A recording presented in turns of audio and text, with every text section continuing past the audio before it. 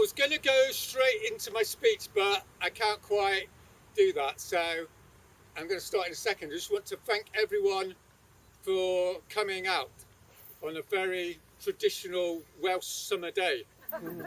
Thank you very much. What I want to tell everyone, and I think you already know it, is that in the next generation or two, billions of people on this planet are going to starve to death. Billions of people on this planet are going to starve to death. Thousands of millions of people are going to die from starvation. And every morning I wake up and I ask myself the question, is this real or isn't it real? Because if it's not real, that's absolutely fine by me. I've got lots of things to do. I want to spend time with my kids. I need to go back to my farm.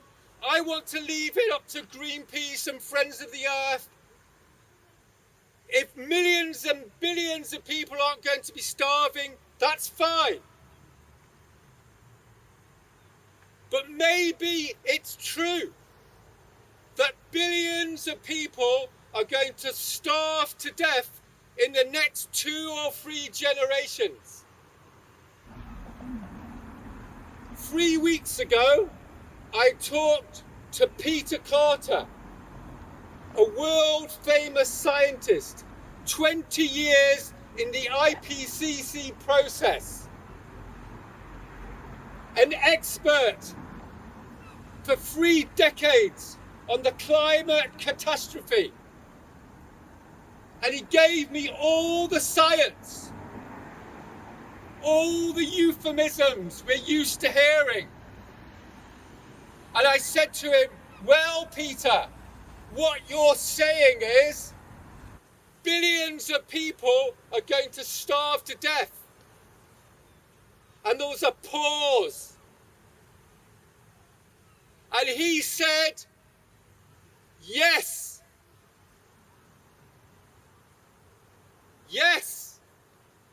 An expert.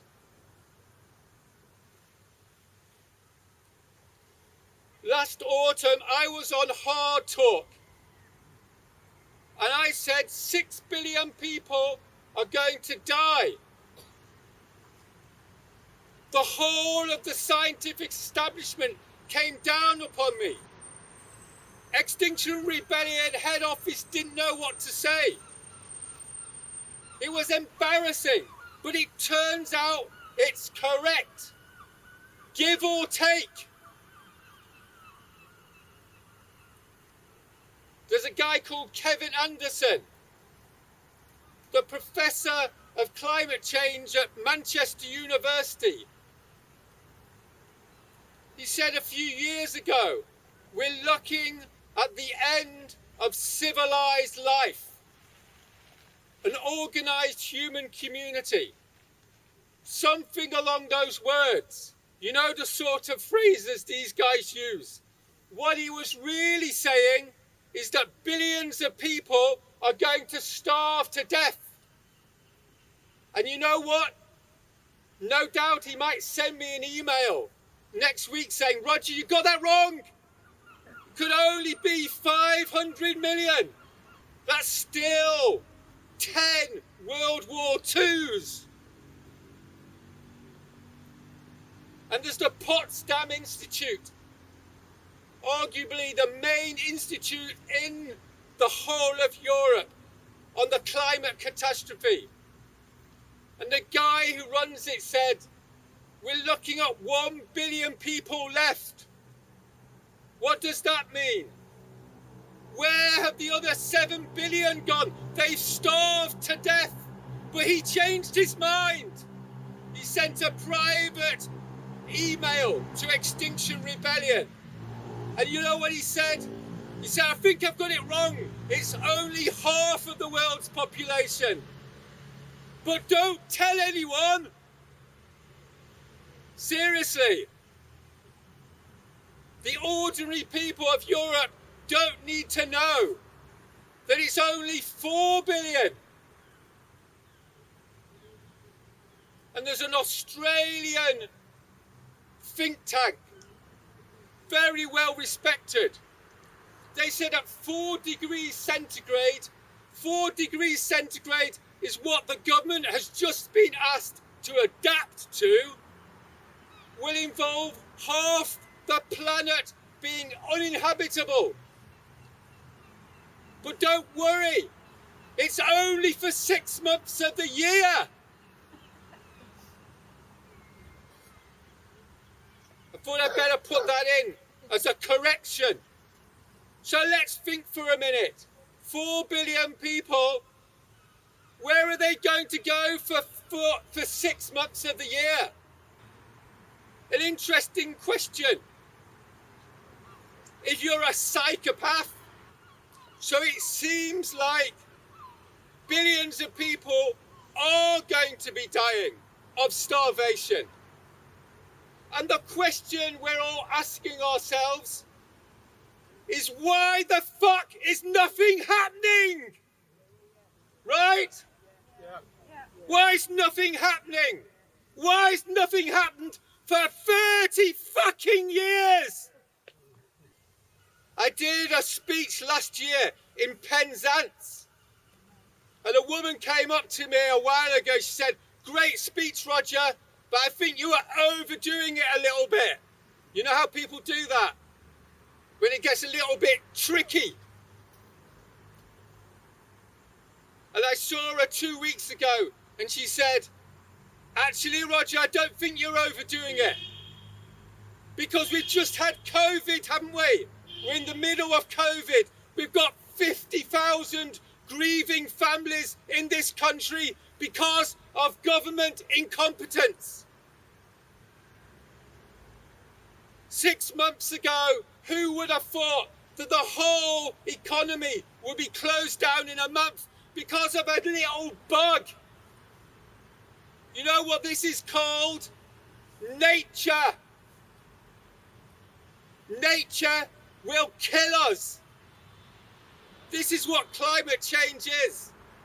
COVID is just the beginning of a descent into hell. 50,000 people have already died. Billions of people are going to starve. It's physics. It's biology. It's life. Get with the program, guys. So why is nothing happening? The reason nothing's happening is because it hasn't all happened yet, right? Which is the most stupid, idiotic idea in the world. If you go to a Swansea mechanic with your car and the mechanic says, if you don't put oil in the car, your engine's going to blow up, and you go down the M4 and you say, well, it hasn't blown up yet. You know what you are? You're a complete idiot. And when you go to the doctor and they say, you've got cancer and you have to do this and you have to do that, otherwise you may die in a year or 2 years or 3 years, and you come home and you say, the stupid doctor, he doesn't know when I'm going to die, so I'm going to ignore it. That's an idiot. And when 11,000 scientists tell the world year after year after year for 30 years that we're all going to die if we carry on putting carbon into the atmosphere, and we carry on, what's that? It's being a complete psychopath. That's what it is. To destroy the next generation because it hasn't happened yet. I'm going to do a little visual aid for you. I've got a volunteer. Would the volunteer like to come up? Here's the plastic bag. Here's a young person. Here's the plastic bag.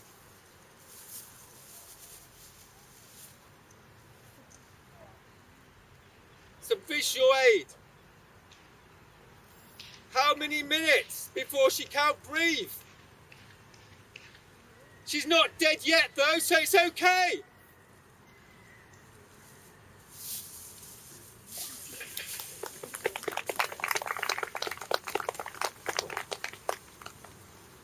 You know what people are going to say? Great speech, Roger, but the bit with the plastic bag, that was a little bit bad taste. I'll tell you what bad taste is. It's writing those articles that say the next generation is going to starve to death. And that is of concern. Have you read those articles? Nature is being destroyed and it's of concern to us. That's what I call bad taste. And those articles with the quote from Friends of the Earth or Greenpeace at the bottom saying the next generation is going to starve to death, and that shows lack of ambition. Lack of ambition. What the fuck? What are these people on? The biggest crime in the history of humanity. And they're told lack of ambition. And then there's all those science articles, aren't there? The whole fucking thing's fucked. And so, this is what policy makers need to do. We've heard this for 30 years. Policy makers should do X, Y, and Z. That's what I call bad taste. We know what policy makers should do. They should hand themselves in and be put on trial for betraying the next generation, the next 1,000 generations. They will be on trial for treason against the common people, the ordinary people who put their trust in policymakers. Those days are over. And then there's the swearing, isn't there? The fucking swearing. What's that about? A nice lady came up to me a while ago. She said, "Great, Roger, but the swearing's a bit childish. We don't want obscenities." I'll tell you something. When someone comes to my farm and destroys half my crops, you're going to tell me not to fucking swear about it? When someone comes into the city of Swansea and destroys half the economy, closes down the hospitals, destroys the welfare, are you expecting the people of Swansea not to swear? When all the scientists have said the next generation is fucked, what are you expecting the next generation to do? Join Greenpeace? Seriously? So what's going on? Why is nothing happening? I'll tell you why nothing's happening. Because the climate change movement has been dominated for 30 years by the repression and the control and the smothering of the professional classes. There's some very good people I know who are professionals that are in service to the endeavour of this rebellion. But they're exceptions to the rule. What's been happening, and what's been happening for 30 years, is people have been saying, no, no, no, Roger. No, no, no. Don't get emotional. Don't swear. Don't do bad taste. Keep it down. Let's be sensible. Let's continue the conversation. Let's talk to the councillors. Let's have a civilised debate. For 30 fucking years, those days are over. That's what I've come to tell you today. Those days are over. The people that have joined XR, that want to turn it into a talk shop, that want to create all these rules. Extinction Rebellion is a rebellion.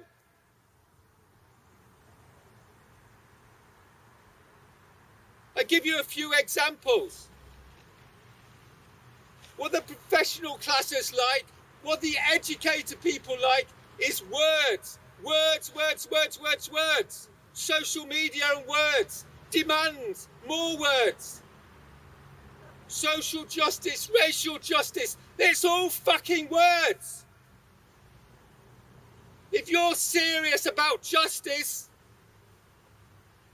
then what's happening with your relationship to the most genocidal government in the history of humanity? Consciously, willingly engaging in the starvation of billions of people in the global south. If you want to be into justice, I suggest you go into rebellion. And what does rebellion look like? It's nothing to do with words. If you go into rebellion, you will be arrested. You will be imprisoned. No, no, no. Let's keep it on the words. The other thing that the professional classes can't handle is death. Death. It's all around us. My father died. I sat by him as he died.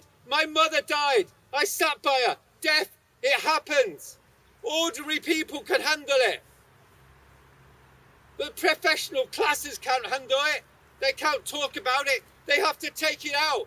They have to erase it. Anything that's real, rape, sex, shit, death, it's all got to be erased. Because God help us, if we actually were connected with nature, connected with death, maybe we'd actually rebel.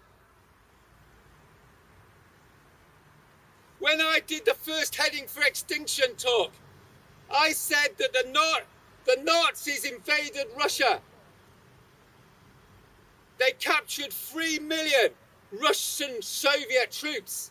They took them to the prisoner of war camps and they starved them to death in 3 months. 3 million people died in 3 months. This is what people are capable of when the shit hits the fan. And 4 years later, the Soviets invaded East Germany. In a matter of months, they'd raped 2 million German women. It only came out 15 years ago. Because the professional classes don't want you to know that when the shit hits the fan, people get raped. People get slaughtered. This is what I mean by emotions, by getting real. This is why we don't have a rebellion. Because we're still floating around. Because what these people do is everything is designed to stop people from acting, to stop action. We've got to have meetings and processes about processes, and processes about processes about processes. We can't leave people out. Everything has to be right. In the meantime, billions of people are going to starve of death. I want to say something about the history of political action in this country, in Wales. Because we're part of a history. We didn't just appear. In 1831, there was an uprising in Merthyr. 10 years later, there was an uprising in Newport. In the late 19th century, there were strikes and more strikes. In 1900, there was a general strike in this country. In 1926, there was a general strike in this country. This country was built by working people. This is why we're standing here today in relative comfort, in relative liberty. Because people sacrificed through collective action, through rebellion, through uprisings, through strikes. And then someone has this idea that you only need to get arrested if you want to. Where did that come from? What tradition did that come from? When those Welsh workers went on strike, it wasn't an option. It was everyone out, because you were part of a community of struggle. That's the tradition we come from. That's the tradition that's been lost. I tell you a story about King's College. When I went to King's College, I had the option to go and pour paint on the central hall. And I could have said to people, you know what? I only want to do it if I want to. And I don't want to because I poured all my own savings into this degree. But I didn't. I decided to do it because it had to be done. Even if they threw me out, I decided to do it. And they did throw me out. Twice. And then I had the option to go on hunger strike. And I could have said, you know what? My accommodation is really insecure, so count me out. But I decided on something more important, which was a college that is investing in the murder of their students. So I went on hunger strike. And you know what happened? I got thrown out of my accommodation. I slept in my car for 3 years. But I didn't get into some self-pity. I didn't think I was some hero. Because billions of people in this world do the same thing every night.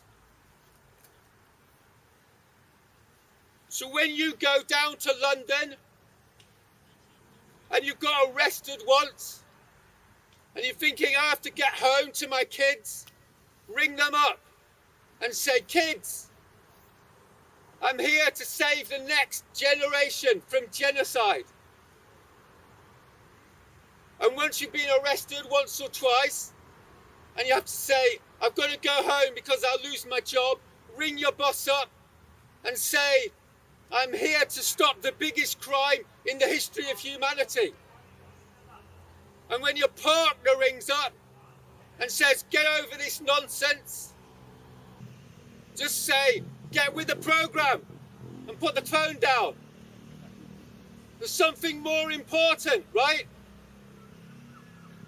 When the Welsh miners went down to fight in the Spanish Civil War for the liberty of our parents and our grandparents and us, they didn't say, I'm going to go for a fortnight, but then I better get back because I want an office job. They said, this is the right thing to do and I'll go and do it, whatever the consequences. That's the tradition that we have to start reconnecting with. Otherwise, we're dead. Okay? We're dead. That's what Kevin Anderson says. That's what Peter Carter says. That's what the doctor's saying. It's what the mechanic's saying. It's the real world. So let's forget all this middle class bollocks of I only want to get arrested if I want to. It's not a consumer product. We're not talking about choosing ice creams in Tesco's. We're talking about the future of the whole fucking world. I've been talking to one of the top lawyers in the UK about our political traditions in this country. And I'm sure you can all remember, about 400 years ago, the people in this country cut off the king's head. You remember that one? He didn't have an option, by the way. Do you know why? To establish a sacred principle that no man has the right to pillage, rape and kill his population at will for his own entertainment. No, no, no, no. There's a social contract in this country. You know what the social contract says? The government's there to protect us. That's what the government's there to do. That's their side of the contract. And when they willingly, knowingly engage in the starvation to death of the next generation, they have broken that contract. They fucking shattered it. Right? And when they shattered that contract, we have the right to break the government's laws, to bring that government down. And for 300 years, we haven't had a government that intends to destroy the British nation, the British society in a generation. But we've got a government now that intends to do that. So we have to remember that we have a sacred right, and, might I add, an indispensable duty to bring down the government. That's the phrase, a sacred right and an indispensable duty. So when you phone your boss up, when you're down in London in September, tell him, I've got an indispensable duty to be here. And then put the phone down. Because millions of people gave their lives because they had an indispensable duty to keep this society on the go. And this government is in the process of betraying the generations of blood, sweat and toil that were put into creating all we have now. And in the next 20 years, we're going to throw it all away. That's the plan, right?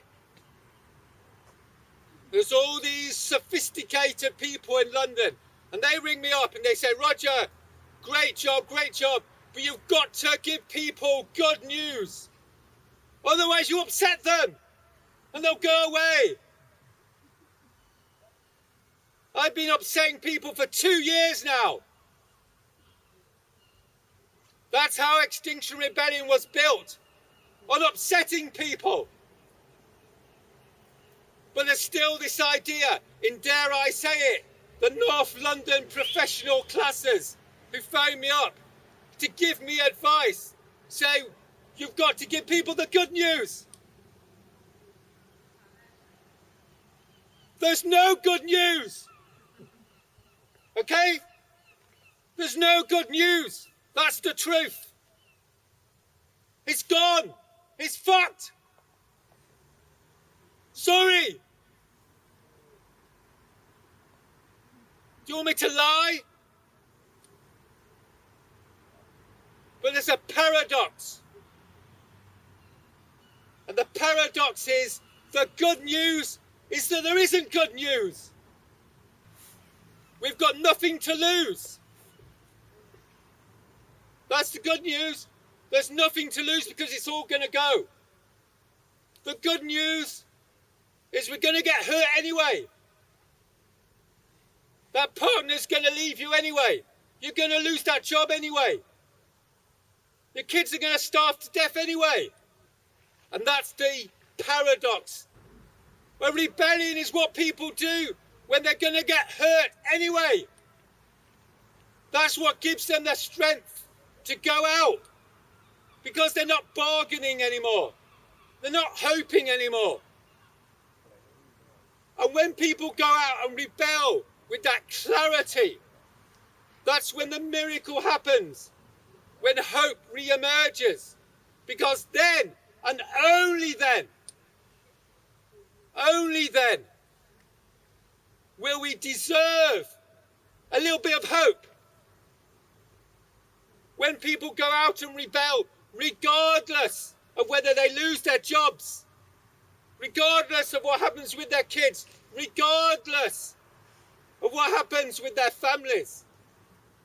When they go out and rebel and go on hunger strike, when they get arrested, when they go to prison, only then will there be a little glimmer of hope.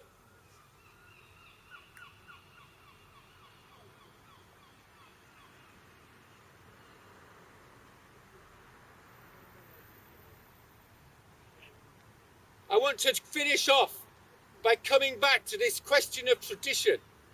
So instead of good news, what do we have? We do have a tradition. We have the potential for community. You can't take that from us. We have a history. This country was built on a tradition, on a class of people, on ordinary people. And we know what's happened, don't we? For 30 or 40 years, the ordinary people of this country, the working people of this country, have been told, you don't count. The people with all the money count, but you don't count. You're disposable. You can lose your jobs. You can rot in the housing estates, in the valleys. You're not important anymore. Times have moved on. The professional classes are in control. Well, what do we know? We know the professional classes have completely fucked up. And now what do we know? We know in COVID it was a big lie, because suddenly all those disposable people have suddenly become essential. Have you noticed that? Yeah. The women at the supermarket checkouts, they've suddenly become essential. Surprise, surprise, someone has to do it. The guys that are cleaning the streets are suddenly essential. The lorry drivers are suddenly essential. The farmers, suddenly we become essential. So this is what we need to do, is forget about the professional classes in the universities. They've got the skin in the game. They're not going to be rebels. The people who are going to be rebels are the ordinary people of this city, the ordinary people in the Welsh valleys. We need to get out and talk and speak the truth to these people and say, you have been betrayed. You know you've been betrayed. And the final betrayal is the climate murder project. And it's time to rebel. It's time to reconnect with that tradition from Merthyr and Newport and the general strikes. Because that's the only thing that will save us. We need to say to these guys, step up. We all know the saying, the first will be last, and the last will be first. It's biblical, right? The situation we face is biblical. Let's read a little bit of the Bible for inspiration. What we need to say to these people is step up into your power. Don't let that Roger Hallam make all the fucking speeches. He's rubbish. How do you think these people got the courage? Through oratory, through people standing up and speaking their truth, incoherently but passionately. That's what we need. We need people to do public meetings, to tell people what's going on, to step up. We need people to step up and give their testimonies, like the good old days, before fucking social media. That's what gets people motivated. Emotion, community, solidarity. That's what we need. And Larry Kramer, the great Larry Kramer, the great AIDS activist in New York, you know what he said?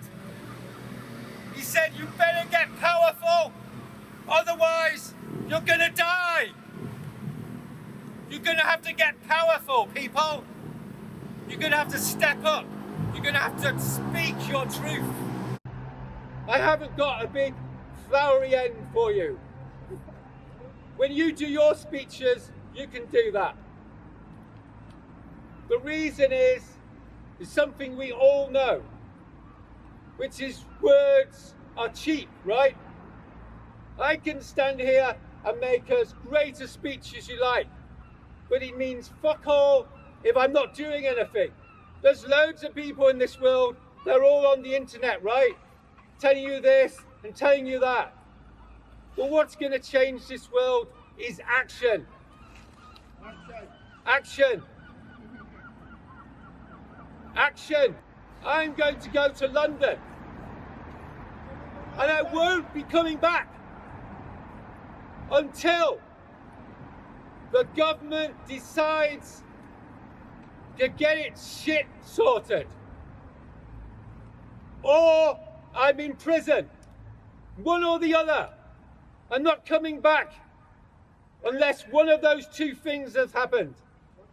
I'll be going down and throwing paint on the buildings where people are planning the death of my children, the death of my farm, the death of Wales. You might think I'm a little bit het up. No?